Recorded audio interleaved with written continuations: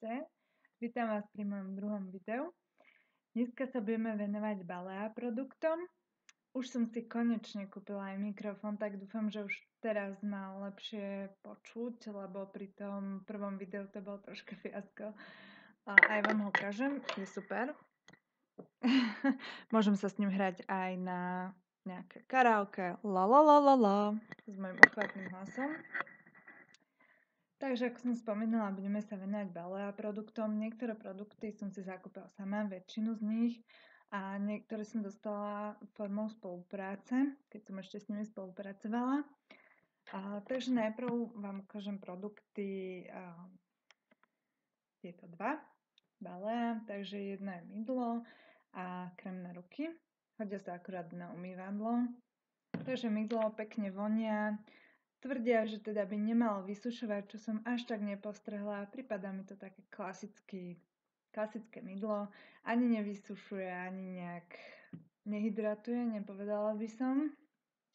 Takže klasické niečo za dobrý peniaz a krásne vonia. Odporúčam. Ďalej krém na ruky. Krásne vonia, úplne ho mám rada. Je dobrý, ja ho mám na svojom kozmetickom stoliku a keď mám suché ruky, tak hneď sa napatlem, ale aj na umývadlo by som ho ako odporúčala. Napríklad umýjete si ruky a potom si hneď hydratujete takýmto nejakým krémom na ruky, lebo teda do kabelky nie je moc vhodný. Dobre, ďalej sa budeme teda venovať na tvár produktom. Ako prvé vám predstavím také ampulky Balea. Vidíte, že ich je 7, je to vlastne taká kúra, už som skoro všetky minula.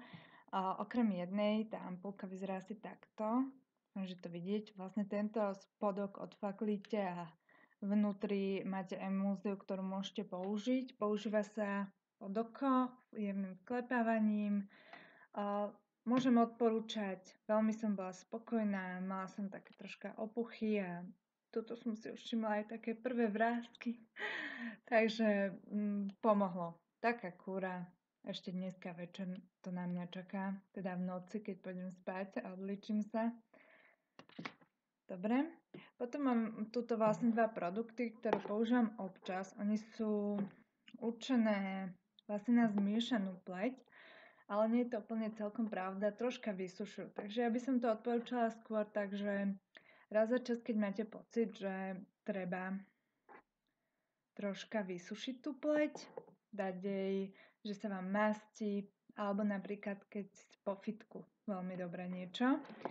Takže prvý produkt sú také tampóny, 2 v jednom, peelingové a vlastne aj čistiace. Oni vlastne, keď otvoríte, tak to uzavreté v podstate. A ten tampón samotný má také peelingové zložky, dúfam, že to vidieť. A s tou stranou najprv ja teda väčšinou tou peelingovou stranou a potom druhou stranou dočistiť. Veľmi tiež dobre voňajú. Potom teda k tomu voda. Pleťová, aby som sa presne vyjadrila. Tiež do čistenia, ale opätovne raz za čas. Nie každý deň na zmiešanú pleť, lebo vám to môže vysušiť pleť a dehydratovať. To znamená, že budete mať túto také šupinky. Vlastne niečo z toho súdka ošetrujúceho peelingového sú aj tieto Ebelin tampóny. Je ich tam 35, je to 100% bavlna. Sú také väčšie, tiež také polo peeling. Takže na jednej strane má takú peelingovú vrstvu, tiež také niečo vysunuté. A na druhej strane klasický tampón.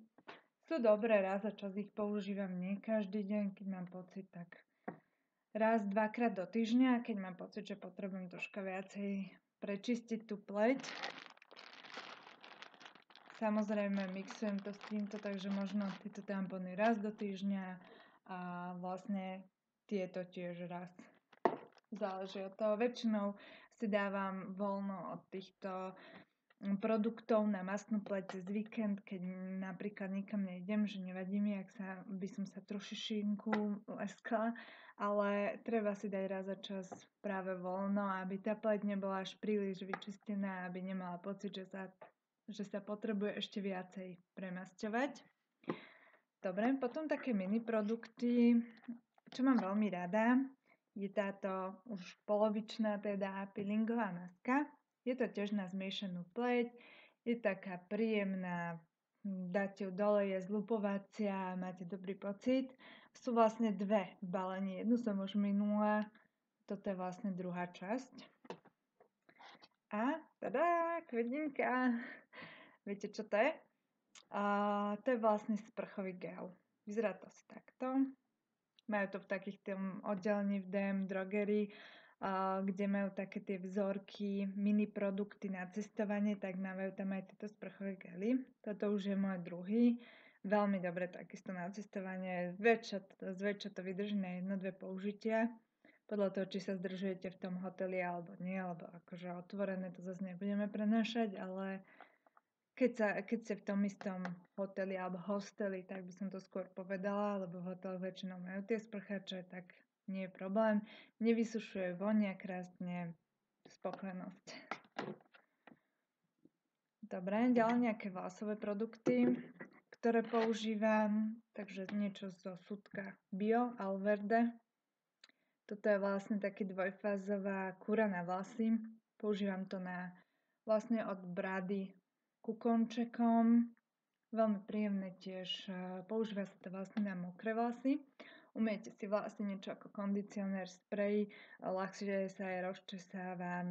Je to bio, dvojfázové, treba potriasť pred použitím, čo som prehliadla prvých 1-2 razy, čo som to použila. Treba si prečítať návod niekedy alebo všimať, čo je vnútri. Ale inak vonia to krásne, takisto. Hydratuje, spokojná som. Keďže ja mám teda dlhé vlasy, ja používam veľa produktov, rôzne to striedam, lebo vždy som zvedala, že čo keď tento bude lepší a tento. Tak som dostala vlastne zo spolupráce aj tento Balea olejček. Z tejto rady je aj šampón, ale šampón mi nevyhovuje, pretože mala som z neho úplne masné vlasy už hneď ako som si v podstate umyla. To je skôr povedala by som pre ženy, čo majú trvalú alebo kučeravé vlasy, takže naozaj majú suché aj pri korienkoch. U mňa to je tak, že tu mám také normálne, by som povedala, nemám mastné, každé 3 dní si umývam vlasy, takže tuto mám normálne, ale tým, že mám dlhé tie vlasy, tak samozrejme pri končekoch treba vyživiť niečím, lebo už im treba troška pomôcť, aby boli stále pekné a neštípili sa. Takže vlastne tento olej mám veľmi rada z toho dôvodu, že on sa vstrebe.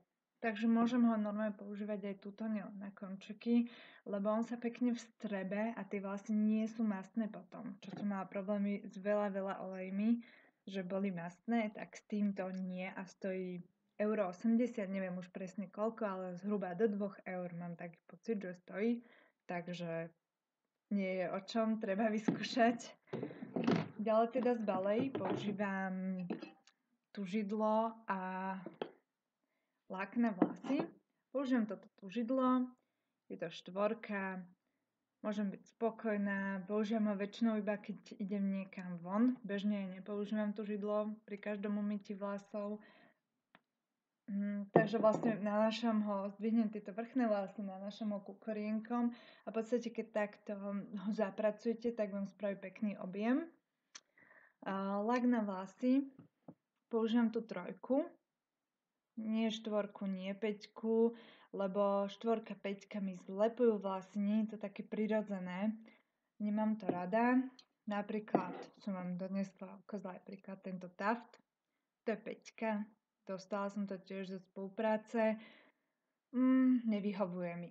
Skúšala som to aj na účas, že len zafixovať účas nejaký, ja neviem, mala som zaplatené toto vlasy a chcela som to zafixovať a ono to úplne zlepilo a lepilo sa to všade a bol to taký ten nepríjemný pocit, viete, ako keď, ja neviem, naozaj keď to preženiete a ja som si dala naozaj trošičku, takže tento tam neodporúčam, túto Baleu áno, pomáha. Ja tu mám také mini vlásky, čo na videu určite nevidieť a vlastne s týmto raz za čas takisto keď to už je zle s nimi alebo svieti slnko v tejto tak vidieť najviac, tak troška prespriem, uhladím, krásne. Alebo tiež na objem. Takisto nadvihnite vlasy, tuto si treba nastriekať a pekne vám to spraví opätovne ten objem vlasov. A ako bonus ešte som si pripravila taký produkt zo súdka bio veci a je to aj na jedenie, aj na vlasy, aj na všeličo iné.